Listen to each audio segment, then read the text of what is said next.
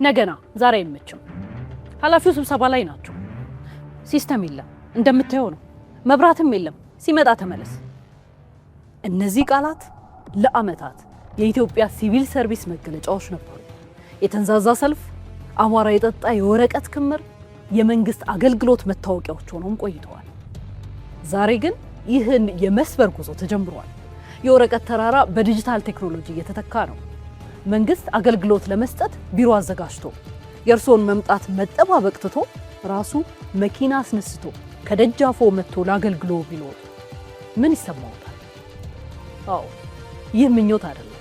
ዛሬ በኢትዮጵያ እየታየ ያለ ተስፋ ሰጪ ጅምር እንጂ። ግን ይቻል ይሆን? ቆይታችን መልስ ይኖረዋል።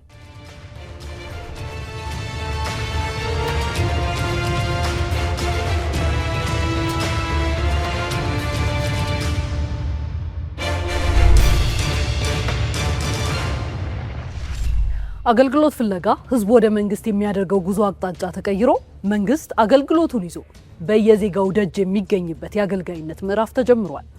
በቅርቡ ጠቅላይ ሚኒስትሩ በይፋ ባስጀመሩት የተንቀሳቃሽ የመሶብ አገልግሎት ይህ እውን ሆኗል። የቴክኖሎጂን መሰረት ያደረገ ማሻሻያ የመንግስትን አሰራር ከማቅለል ባሻገር የዜጎችን የዕለት ተዕለት ህይወት ብሩህ የሚያደርግ ነው። ይህ ስኬት ታዲያ በአንድ ጀንበር የመጣ አይደለም። ከ2010 ዓ.ም የለውጥ መንግስት ጀምሮ የኢትዮጵያ ሲቪል ሰርቪስ ተቋማዊ ሪፎርም ዋነኛ አጀንዳው አድርጎ ሰርቷል። ዓላማው ግልጽ ነበር።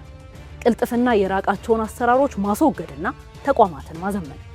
ይህ ጉዞ ዲጂታል ኢትዮጵያ 2025 እና ዲጂታል ኢትዮጵያ 2030 ከተሰኘው ብሔራዊ ስትራቴጂ ጋር እየተሰናሰነ ትልቅ የለውጥ ምዕራፍ እንዲከፈት አድርጎም ተቀናጅቷል። በዚህም ዛሬ ላይ ቀስ በቀስ አገልግሎቶች ወደ ኦንላይን ቋት ወይም ኢሰርቪስ መሸጋገር ጀምረዋል።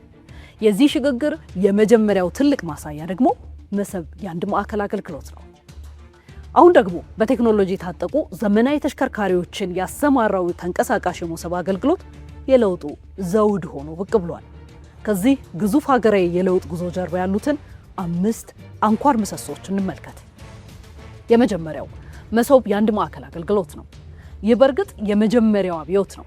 ከአዘርባይጃን በአሳን ሩዋንዳ በኢሬምቦ ያመጡትን ለውጥ ኢትዮጵያ በመሰብ እያሳካችው ነው። ከ100 በላይ ቁልፍ የመንግስት አገልግሎቶች ከንግድ ፈቃድ እስከ መሬት አስተዳደር በአንድ የተቀናጀ ቋት ኢንተግሬትድ ፖርታል ተሰብስበዋል። አንድ ጊዜ ብቻ የመረጃ መስጠት መብት የዜጎች አዲሱ መደበኛ አሰራር እየሆነ ነው። ሁለተኛው ስላላችሁ የአገልግሎት ማሻሻያው አንኳር ምሰሶ የመሶብ ሞባይል አገልግሎት ነው። ይህ የለውጡ አዲስ ምዕራፍ ነው።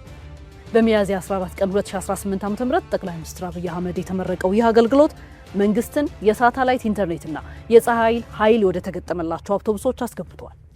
ህንድ፣ ዩኤኢ እና ደቡብ አፍሪካ የተገበሩትን መንግስት ወደ ህዝብ የማቅረብ ጽንሰ ሐሳብ ኢትዮጵያ ሰሞኑን ጀምረዋለች። ሶስተኛው የመንግስት አገልግሎት ማሻሻያ የፋይዳ ዲጂታል መታወቂያ ነው። ይህ የለውጡ የጀርባ አጥንት ነው። በአንድ የፋይዳ መታወቂያ ቁጥር ብቻ የተለያዩ መስሪያ ቤቶች የዜጎችን መረጃ እንዲለዋወጡ በማድረግ አላስፈላጊ የቢሮክራሲ ጣጣን ከስሩ መንግሎ እየጣለ ይገኛል። ሌላው የለውጡ ምሰሶ ኢክፍያ ወይም ኢፔመንት ነው። ይህ የመንግስት አገልግሎት ማሻሻያ ያረፈበት አራተኛው አውድ ነው። ረዥሙን የባንክ ሰልፍ ያስቀረ የቴሌብርና የባንኮች ትስስር ውጤት ነው። የስርዓት ጊዜን ከመቆጠብ ባሻገር የሙስናን በር ቁልፉን የዘጋ እርምጃ ነው። አምስተኛው የመንግስት አገልግሎት ማሻሻያ አምድ ያረፈበት መሰረት የአገልግሎቱ ማቅረቢያ ማዕቀፍ ነው። ኤስኤልኤ ይሉታል። ይህ የአገልግሎት አሰጣጥ ማሳለጫ ነው። ልኬትም አለው። እያንዳንዱ አገልግሎት የራሱ የሆነ ጊዜ ገደብ ተበጅቶለታል። ተገልጋዩ ጉዳዩን በስንት ደቂቃ እንደሚያልቅ አስቀድሞ ያውቃል። ተጠያቂነትም ሰፍኗል። የአገልግሎት ማሻሻያ ሪፎርም ስኬቶችን በአሃዞች ስንመዝናቸው ደግሞ ቀጣዩን ምልከታ ይሰጡናል። በዲጂታል አገልግሎቱ ምክንያት በአካል ወደ ቢሮ የሚመጡ ተገልጋዮች ብዛት 60 በመቶ ቀንሷል። በኦንላይን የሚሰጡ የመንግስት አገልግሎቶች ብዛት ከ100 በላይ ደርሷል። የፋይዳ ምዝገባና መሰል አገልግሎቶች ይወስዱ የነበረውን ጊዜ ከቀናት ወደ ደቂቃዎች ዝቅ ብሏል። በተንቀሳቃሽና በዲጂታል አገልግሎቶች ምክንያት የሙስና ተጋላጭነት ወርዷል።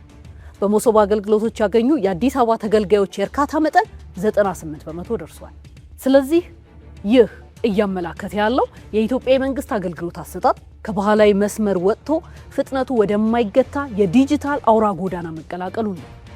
ከመሰብ እስከ ሞሰብ ሞባይል አገልግሎት እየተደረገ ያለው ጉዞ ሀገራችን ከኋላ ቀር ቢሮክራሲ ለመላቀቅ ያደረገችው ቁርጠኛ ውሳኔ ማሳያ ነው። እነዚህ ዘመናዊ አውቶቡሶች መንገዳችንን ሲያቋርጡ የምናየው ተሽከርካሪዎችን ብቻ አይደለም። ይልቁንም መንግስት የዜጎችን ደጅ ለማንኳኳት ያለውን ጽኑ ቁርጠኝነት ነው። ቴክኖሎጂው መሳሪያ ነው። ዋነኛው ግቡ ግን የሰው ልጅ ክብርን ማስጠበቅና ብልጽግናን ማረጋገጥ ነው። ይህ ተስፋ ሰጪ ጅምር አጠናክሮ በመቀጠል ዜጎች መንግስት ከደጅ ያለልኝ የሚሉባትን በቴክኖሎጂ የበለጸገች ኢትዮጵያን ማየት በፍጹም ጊዜው ሩቅ አይሆንም።